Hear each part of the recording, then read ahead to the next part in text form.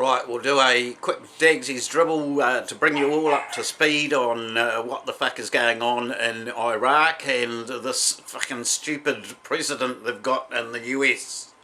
He has managed to piss off Iran, Iraq, Syria, Lebanon, and there is also protests going on in Pakistan. I have been researching Iran for the last 2 decades, nearly 2 decades, since 9/11, 2001. In the history of Persia, Iran, they have never attacked another country without being provoked. They have never gone to war without being provoked. This provocation is fucking dangerous. Because I'd been through the Pentagon right after 9/11.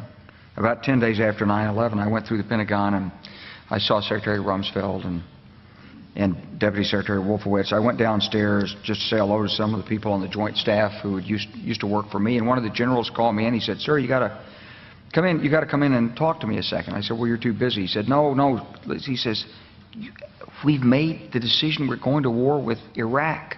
This was on or about the 20th of September. I said, "We're going to war with Iraq. Why?" He said, "I don't know." He said, "I guess they don't know what else to do."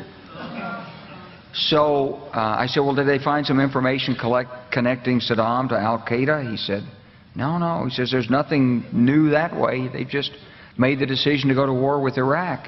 He said, "I guess it's like we don't know what to do about terrorists, but we've got a good military and we can take down governments." And he said, "I guess if the only tool you have is a hammer, every problem has to look like a nail." So I came back to see him a few weeks later, and by that time we were bombing in Afghanistan. I said, "Are we still going to war with Iraq?" And he said, "Oh, it's worse than that." He said, he reached over on his desk, he picked up a piece of paper, and he said, I just got this down from upstairs, meaning the Secretary of Defense's office today, and he said, "This is a memo that describes how we're going to take out 7 countries in 5 years, starting with Iraq and then Syria, Lebanon, Libya, Somalia, Sudan, and finishing off Iran." Another 3,000 airborne troops will be deployed to Kuwait to join the 750 already there. Washington has warned Americans to leave Iraq immediately after a US airstrike assassinated Iran's top military general and second in charge of the country. So we'll just run through what has been going on in the last few days. December 27th, a rocket attack on Friday on an Iraqi military base killed an American civilian contractor and wounded several United States military service members and Iraqi personnel, according to the American military command in Baghdad. The names of the Americans were withheld and there were few details of the attack. Yes, of course there was few details of the attack.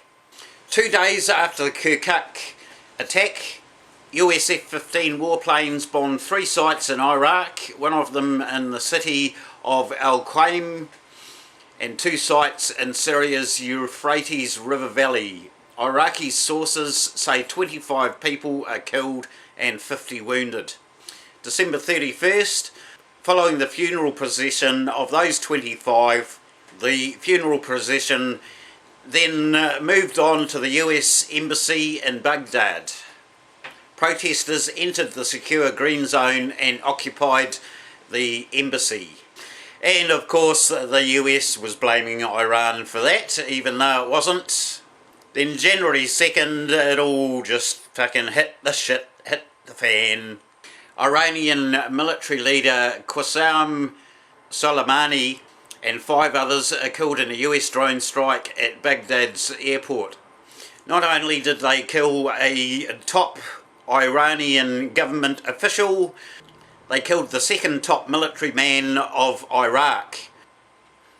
Soleimani of Iran and al-Muhandis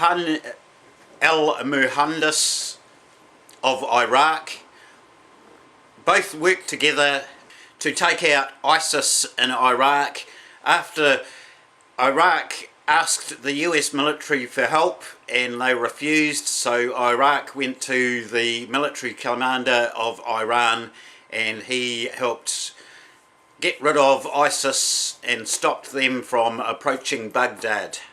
Supreme Leader of Iran, Ayatollah Ali Khamenei, said Iran would seek revenge for Soleimani's death. The State Department has told Americans to leave Iraq immediately. Iraq's Prime Minister, Abdul Mahdi, blasted the US strike as a blatant act of aggression that would spark a devastating war. He described General Soleimani and al-Muhandis as icons of Iraq's victory over Western-backed Daesh terrorists. The assassination of an Iraqi military commander in an official post is an aggression against the country of Iraq, its state, its government and its people, the PM said. He described the strike as a flagrant violation of the conditions authorising the presence of US troops on Iraqi soil and said it should be met with legislation that safeguards Iraq's security and sovereignty. He is also calling it an attack on Iraq's sovereignty. Iraq's top Shia leader, Grand Ayatollah Ali al-Sistani, condemned the US attack and called on all parties to practice restraint, his office said in a statement on Friday from the city of Kabbalah. The vicious attack is a breach of Iraqi sovereignty and international agreements.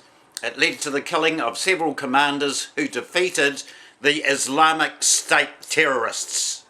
The end of US military presence in Iraq is now imminent. Qais al-Khazali, the leader of Iraq's al-Haq movement, ordered his fighters to be on high alert and said the strike would spell the end to the US military presence in Iraq. All fighters should be on high alert for upcoming battle and great victory. The price for the blood of the martyred commander Abu al-Muhandis is the complete end to American military presence in Iraq. Muhandi was a very much loved man in Iran. He was the second in command. No matter who is in government in Iran, the people loved this man because he was in charge of Iran's security, and it was because of him that ISIS stayed out of Iran. Thousands of people in Iran are marching, mourning the death of this hero.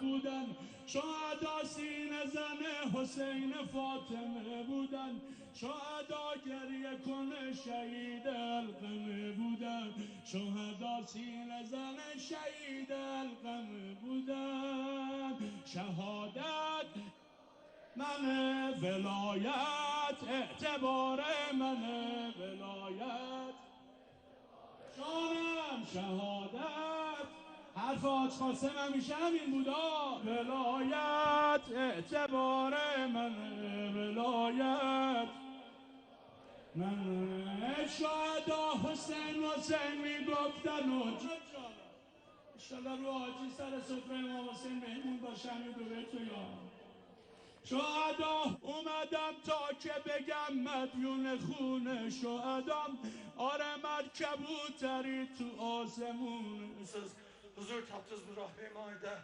اولین و آخرین صاحب مثل حضرت ولی است یا در زنده با دعای سلامتی وجود نازنین حضرت ولی است چه استغاثه ای فاتح فتح الفتوح.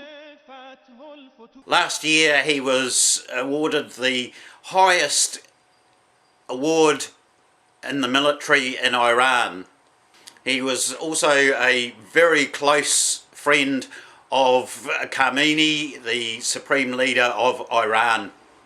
Now, just about an hour ago, I have read 6 killed in airstrike north of Baghdad targeting convoy carrying Shia militia members. So there's another strike by the US, even before Iran gets to retaliate for the assassination of their highest military man.